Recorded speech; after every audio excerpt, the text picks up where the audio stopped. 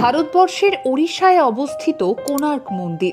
বহু প্রাচীন এই সূর্য মন্দিরে পুজো করা হয় না, কিন্তু কেন পুজো করা হয় না তা জানলে চমকে যাবে।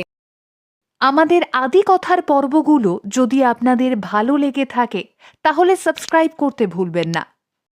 এই মন্দির 1250 সালে রাজা নরসিংহদেব নির্মাণ করেছিলেন ওড়িশায়। ধূসর বেলেপাথর দিয়ে বিশাল রথের আকারে তৈরি হয় এই মন্দির। মন্দির নির্মাণের সময় নরসিংহদেব একটি অদ্ভুত নিয়ম বানিয়েছিলেন, যা শুনলে আজও অবাক হতে হয়। নিয়মটি ছিল, এই মন্দিরে প্রতিদিন 1200 শ্রমিক কাজ করবে, আর 12 বছরে এই মন্দিরের নির্মাণ কাজ শেষ করতে হবে।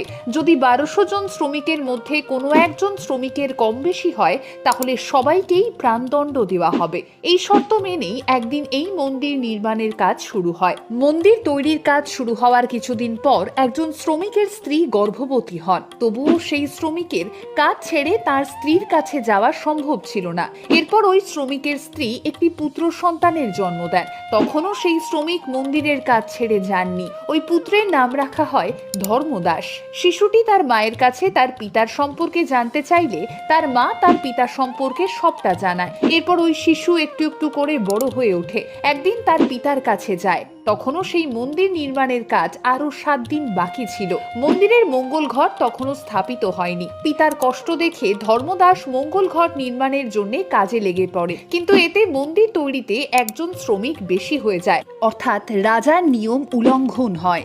রাজা 1200 শ্রমিকের প্রাণদণ্ড দেন। ঠিক সেই মুহূর্তে ওই 1200 শ্রমিকের প্রাণ বাঁচাতে গিয়ে ধর্মদাস ওই মন্দিরের চূড়া থেকে লাফিয়ে আত্মহত্যা করেন। আর মন্দির খোলার আগে মন্দিরে ধর্মদাসের আত্মহত্যার ফলে মন্দিরটি কালিমা লিপ্ত হয়। ওই মন্দিরে আর কখনোই পুজো হয়ে ওঠে না। সূর্যদেবের মন্দির হওয়া সত্ত্বেও এই মন্দিরে কোনো বিগ্রহ নেই।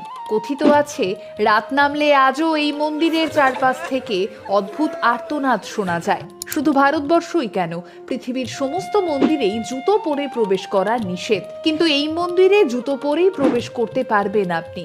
এখানে যেতে হলে কোনো রকম নিয়ম মানতে হয় না। ভারতবর্ষের মাটিতে একমাত্র অসমাপ্ত মন্দির হিসেবেই থেকে গিয়েছে এটি। মন্দির প্রধানত শুভ কাজের জন্যই গড়ে তোলা হয়, কিন্তু এই মন্দির খোলার আগেই অশুভ মন্দিরের তকমা নিয়ে নিয়েছে।